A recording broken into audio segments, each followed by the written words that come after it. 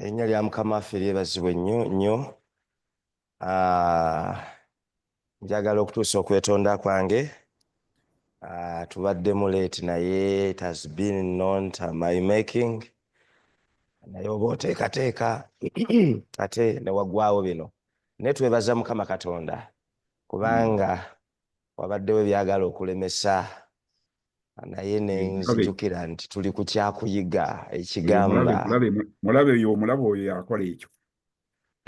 Nga tuli mu kusaba ne ŋŋamba asya ekyokuyiga kye tuliko kyakusaba ne nfukamira ne nsaba ne neebaza Mukama Katonda nti azzeemu essaala yaffe.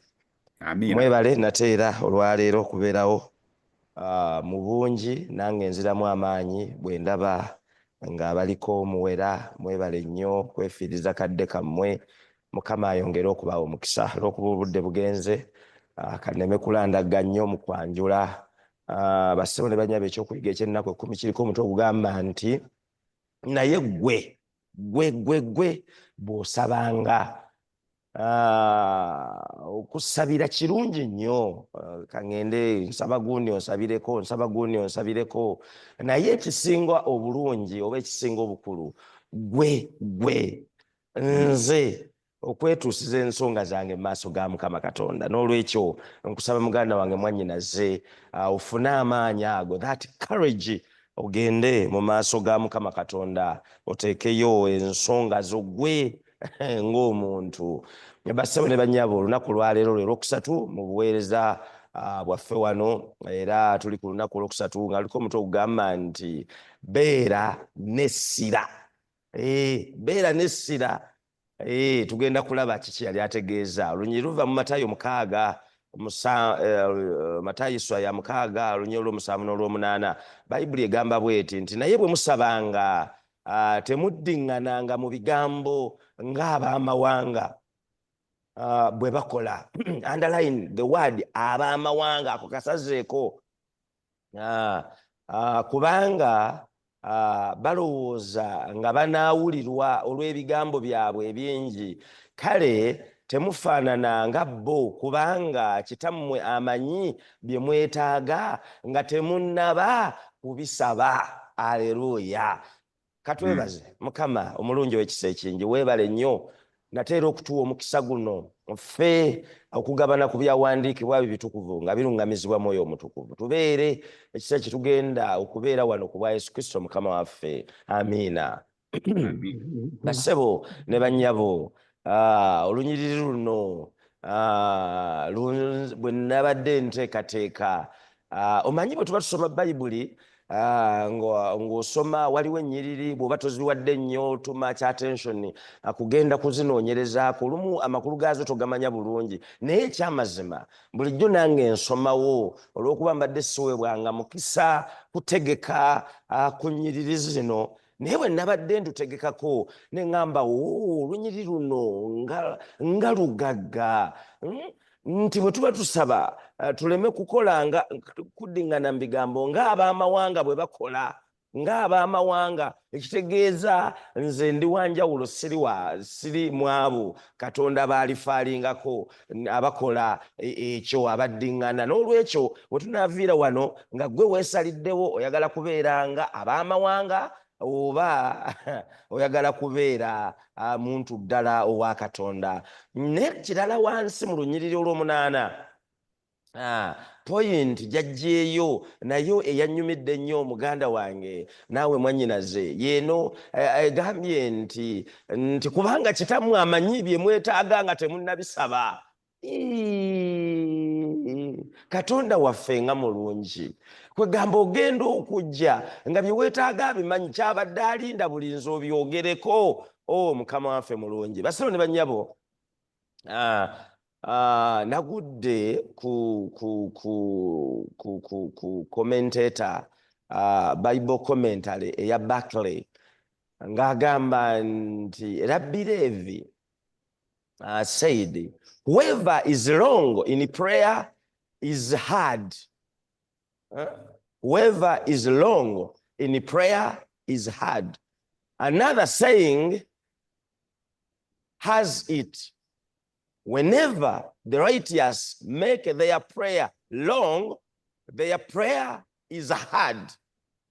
One famous Jewish prayer began like this: blessed, praised, and glorified, exalted, and honored, magnified, and lauded be the name of the Holy One. Bassebo ne banyabo, ono yabadde agezaako okutunnyonnyola nti essaala yo buli gy'ekoma okuba empanvu ewulirwa Katonda, nti era nti Omuyudaaya omu amanyikiddwa nti yawulirwa ng'asaba naye ng'atandika nti oweebwe omukisa, atenderezebwe, agulumizibwe oyo ali waggulu ennyo, aweebwe ekitiibwa, oyo asaanidde erinnya lye ttukuvu. Oli mutukuvu nnyo gwali waggulu. Sise twayogeddeko eggulo ng'otandika okusaba, osooka adoration, wano mu Buganda, mu Luganda tukozesa okusuusuuta oyo ali waggulu ennyo Katonda waffe. Naye olaba nti ebigambo ebyo muwandiisi ono nti talina kyazzeemu kwe yasinzidde okugamba nti essaala gy'ekoma okuba empanvu si ziri empanvu ennyo nga tugenda okulaba mu maaso, naye kyagezaako okugamba nti leka kwesiba ku kigambo kimu nti blessed, blessed, blessed Lord, blessed, blessed Lord, aweebwa omukisa, aweebwa omukisa, aweebwa omukisa. Mu kifo ky'ebyo ebigambo aweebwa omukisa gattako n'ebirala: ogulumizibwe, otenderezebwe, osaanidde, oweebwe ekitiibwa.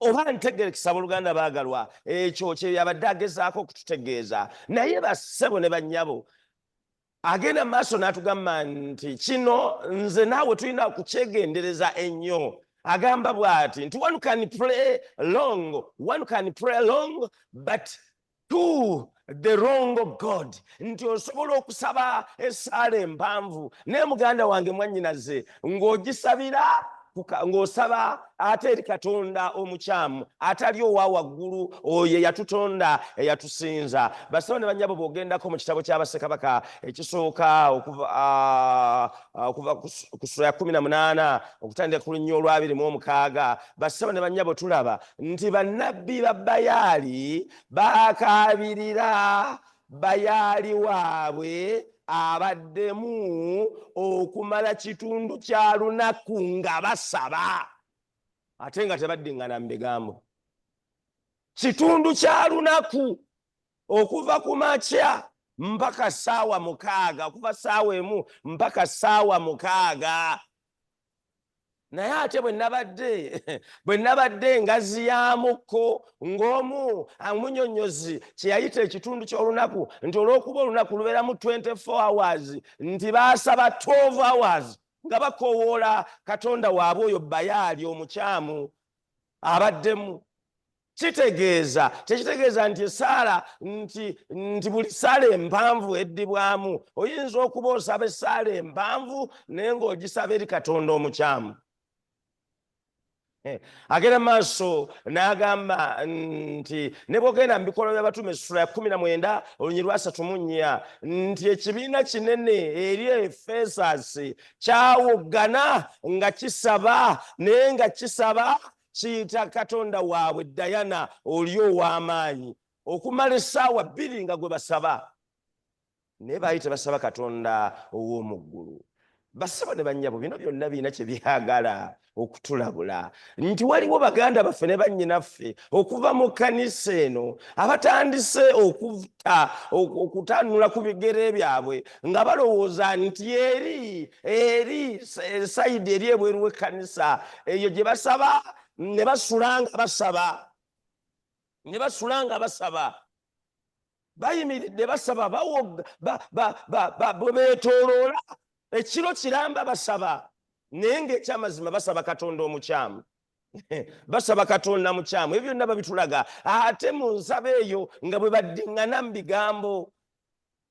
Gwe muganda wange mwannyinaze omukristaayo, ebyokuyiga bino tebirina kye bikulaga. Saagala oveewo nga tutegedde bya buziba bibirimu eri. Nywerera wooli we watuufu. agamba nti Katonda ono Clark agenda maaso n'agamba nti the true God isn't impressed by the length or eloquence of our prayers but the heart nti Clark agamba nti Katonda waffe tasanyusibwa buwanvu bwa ssaala oba ebigambo waliwo aboogeza abalungi abateekamu olumu n'akawoowo n'eggono nti Katonda ekyo si kyafaako wabula Katonda kyasinga okutunuulira gwe mutima. Bwe twali wano nga tukubaganya ebirowoozo waliwo yagamba naye bwe nsaba mu mutima God looks at our hearts. Katonda waffe akebera nnyo emitima gyaffe. Agenda maaso n'agamba nti prayer requires more of the heart than of the tongue. Nti essaala eno gye tusaba Katonda atunuulira nnyo omutima than ebigambo bino ebifulumye. Tetugengezaako kugamba nti si kusabira mu mutima naye atunuulira nnyo intention y'omutima gwo guli ludda wa. Kubanga abasabo ne bannyabo nti abasajja bano kubanga ebigambo bino Yesu Kristo yali abigamba abayigirizwa bwe ate tebaali bokka kubanga waaliwo ekibiina kinene ati ku lusozi byebimu ku bigambo bye yali asooka mu buweereza. Era abasabo ne bannyabo abantu abaliwo baali bangi naye mu bantu abo mwalimu abafalisaayo be balina tendensi eyo nga basaba naye ng'ekyamazima ekigendererwa kyabwe abantu ababeetoolodde balabaye babawaane nti abo abasajja abasabi. Kyobalaba ne mu katale baasabanga naye ate bw'onoogenderera ennyo baasabanga bayimiridde nga tebavunnamye.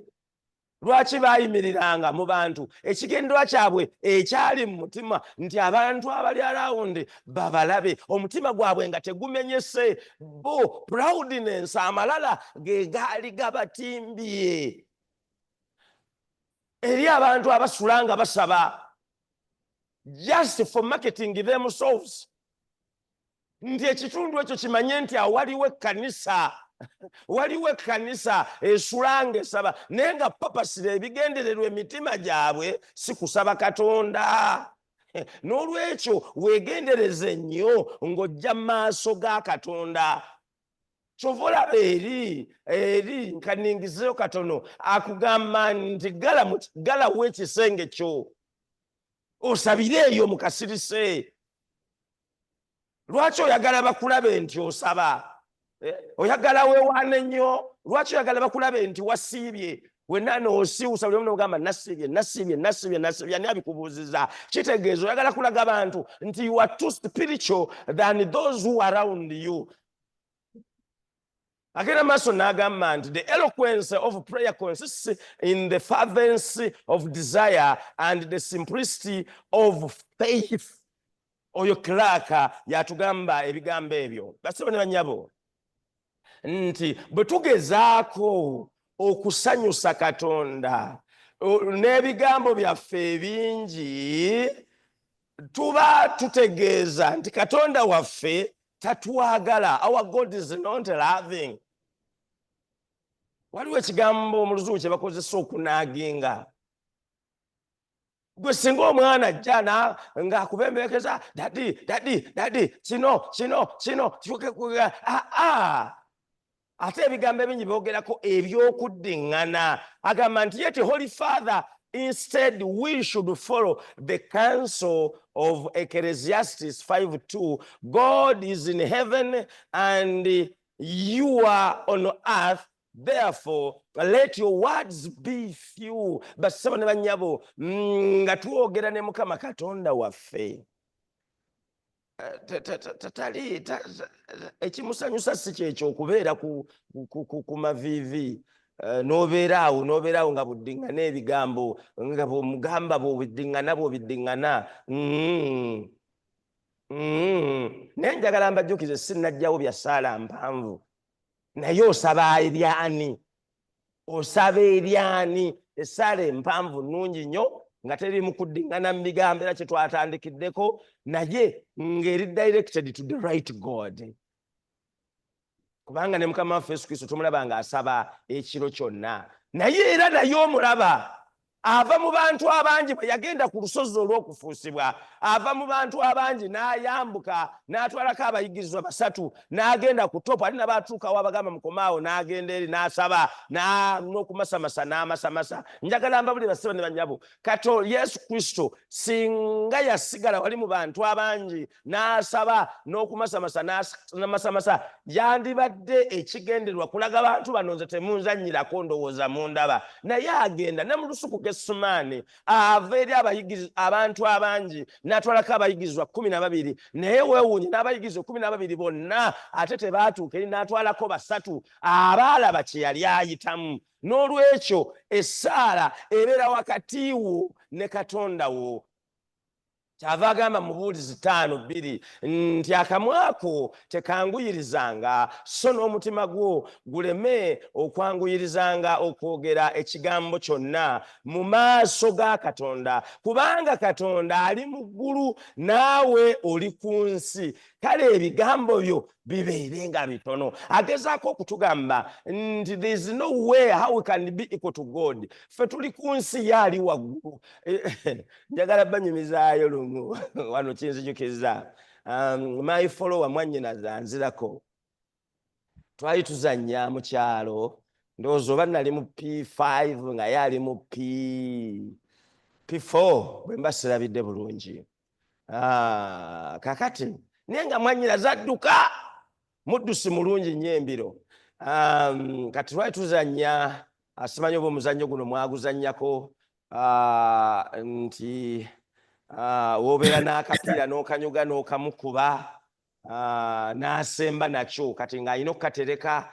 Muli twakitwalanga bw'osemba nakyo oba n'ekisiraani, kati alina okukatereka mpaka ate unaafuna akadde akalala akazannya, kubanga abazadde tebaaliwo. Naye kati mwannyinaze nga nkuba nga nsemba nakyo, kati nga nnina omugoba nkanyuga omupiira gumukube, naye ngadduka. Kati yali ayita mu nnimiro, mukakuba akayita mu nnimiro akkirira eri emmanga, nenziruka nenkanyuga akapiira ne mugamba kakubye kakusaaye ku magulu, naye nga nkimanyi intentionally tekamusaaye era naye teyakawulira. Naye wakye nali neekwasa olw'okuba akakubo kayita mu muddo, obudde bwawulidde bumusaaye, tayinza kwawula nti kano kaddo ke kansaaye oba kapiira. Obupiira buno obw'ekyayi bwabeerangako obuntu obukikinadde. Kaakati n'abeera eri wala n'agamba nti nedda tekankoonyeeko olimba, konze kakkoonyeeko. Kaakati olw'okubeeka twali nga basabi, nabadde background yange nti twali ba Church of Uganda, kati kyenva muyita ne mugamba gwoba olowooza tekakkoonyeeko, jangu tubuuze Katonda. N'agamba kale beera eyo omubuuze nange mubuulize. Ne mugamba engeri Katonda gy'ali waggulu ennyo, sembera wano tugatte lumu eddoboozi lyambuke. N'aloba n'ajja n'asembera. Kaakati nze nga akapiira nakalonze nga tategedde nkakubye n'ensawo emabega. Kaakati bw'asembera ne tutunula waggulu ne tutandika wamma Katonda, naye nga naye aliyiga ayagala kulya Katonda bw'amuddamu. Kati bw'atunula waggulu ne ndyoka nkamukoonyaako bwe nti nenkakanyuga eri wala n'asemba nakyo. Kyo endowooza eyo ya kito, nti gye tukoma okuwoggana gye tukoma okuwoggana ennyo Katonda bw'anaawulira. Olaba eri nali mu P4 P5 ng'eyo yendowooza gyenna kati kiswaza ati yowa age ng'olowooza nga bwe twalowoozanga mu P4 ne mu P5. Agamba ono Spurgeon agamba nti Christians' prayers are measured by weight and not by length. Many of the most prevailing prayers have been as short as they were strong. Basebo ne bannyabo Spurgeon agamba nti essala z'abakulisaayo nti zipimibwa na buzito. Content kijogitaddemu ngeri bwe tuzze tugiyiga ezitowa etya si bwa buwanvu esobola okuba mpanvu nga tezitowa nga bwe twagambye nga eriko oja addressinga eri Katonda omukyamu nti era essaala nnyingi eziddiddwamu nga si mpanvu nnyo naye nga ntonotono naye olw'okuba nzito. Agamba nti okuddiŋŋana ebigambo emirundi emingi ekyo agamba nti to repeat a form of prayer a very large number of times has always seemed to the ignorant religious to be a praiseworthy thing, but assuredly it is not. It is a mere exercise of memory and of the organs of noise making. Nti ekyokubeera ng'osaba naye ng'owogganira waggulu ng'ate oluddewo nti si kyabwa Katonda. Si kyabwa Katonda n'akamu. Agise nti ya exercise ey'okubeera awo okuwoggana obuwogganyi. Kibi nnyo gwe nolowooza nti osaba naye ng'ekyamazima oli mu kuwoggana. Agamba nti and it is absurd to imagine that such a pilot exercise, underline that one, such a pilot exercise can be pleasing to the living God. Pilot oba yenkuso ekinyonyi ekyo ekiwoggana ennyo kati alireetinze nti ebyokuddiŋŋana ebigambo nga buwuggana kubanga ekinyonyi kikola saawundi emu eyo ng'enkoko bwekookolima okolirooko nti okwo kuba kuwoggana buwoggani. Okwo si kutendeeza Mukama Katonda. Katonda tayinza kisanyukira ekyo. Bassebo ne bannyabo kyavudde yagambye nti tetusaanye kuddiŋŋana mu bigambo kubanga nakuwoggana nnyo kubanga nti Katonda gwe tugenda okusaba tugenda okugenda mu maaso ge nga yategedde dda kye twetaaga. Era bassebo ne bannyabo nti we don't pray to tell God things that he didn't know before we told him. We pray to commune with and appeal to a loving God who wants us to bring every need and worry before his throne. Bassebo ne bannyabo nga tetusaba kugenda wa Katonda nti tamanyi bye twetaaga kumulaga mukwano. Tusaba eri Katonda atwagala ategedde nti tulina ebyetaago era bwe tugendeyo mu bukkakkamu tumutegeeze ensonga zaffe ng'omwana bw'ategeeza kitaawe. Agambye nti essaala eno gye tugenda mu maaso ga Mukama Katonda oba okusaba tekutegeeza kugenda Katonda mu luzungu kumutegeezaako butegeeza. Naye kale oyinza okugamba ate oba amanyi kaŋŋendeyo mutegeezeeko butegeeza Katonda nga bw'okimanyi. Nga bw'omanyi ebyetaago byange byonna bikoleko nze ŋŋenze kwebaka oba ŋŋenze kukola. Si kumutegeezaako butegeeza. Wabula kino Katonda yakikkiriza kibeewo okujja okusaba prayer, si kumusabiriza naye okusaba prayer yakikkiriza kibeerewo. Bassebo ne bannyabo okulaga omuntu gwe yatonda we tulagira obukkakkamu bwaffe obukakkamu bw'emitima gyaffe eriye oba ntegerekese era n'okuyimusa okukkiriza kwaffe eri Katonda waffe n'okusitula essuubi lyaffe mu Katonda waffe era n'emyoyo gyaffe. Agamba nti to raise his soul from earth to heaven, okuwanika emyoyo gyaffe weewaawo tuli ku nsi naye ne gibeera connected n'eggulu. Aleluya. Kubanga bw'ojja buzina omwinfoominga mu Katonda ng'omwana bw'ajja ku kisenge kyo oba owulidde oba towulidde dadi ŋŋenza okukola naye bw'ajja n'atuula wansi n'atasooka n'akonkona kamin n'atuula n'akkakkana bulungi wansi n'akubuuzaako wasize otya nno dadi ekiro kyagenze kitya? Dadi ŋŋenze kukola nja kukomawo ssaawa bwe ziti Mukama akukuume n'ebiringa ebyo. Enjawulo ogirabye? Dani oli akonkonye dadi I have gone to work akuinfomizeeko oba wasuze otya teetaaga kumanya takulabyeko. Naye bwe tugenda mu maaso ga Mukama Katonda kiraga obwetowaze nti omuntu gwe watonda akyakussaamu ekitiibwa, omutima gwe mumenyefu gy'oli, ate he has faith in you, ate ayina n'essuubi hope mu ggwe. Era akaseera ako ke tumala mu maaso ga Mukama Katonda waffe tusitula emyoyo gyaffe ne giyingira eggulu mu kusaba. Aleluya! Ekyo nga kirungi bassebo ne bannyabo. Agamba nti ennyiriri ezikka wansi nga bwe tunaalaba mu byokuyiga ebiddako zitulaga nga Yesu Kristo awa abayigirizwa be n'abaali bamuwuliriza engeri ey'okusabamu. Ekigendera kyeki nti prayer marked by close relationship, reverence, submission and trust and dependence. Buli lwojja mu maaso ga Mukama Katonda okumusaba kitegeeza nti gw'oyimiriddeko bw'oti, eri gye twatandikira, nti toyinayo kirala kyonna kwe weesigamye okuleka Katonda wo yokka, kyovudde ozze n'omufukaamirira. Bassebo ne bannyabo, njagala okubategeeza mu Mukama waffe Yesu Kristo nti kirungi nnyo okweyongera buli kaseera okubeera mu maaso ga Mukama Katonda nga tetumuwogganira, ng'ebigambo byaffe tubiwumbyewumbye bulungi n'obukkakkamu, ne tujja mu maaso ga Mukama Katonda ne tumutegeeza ensonga zaffe.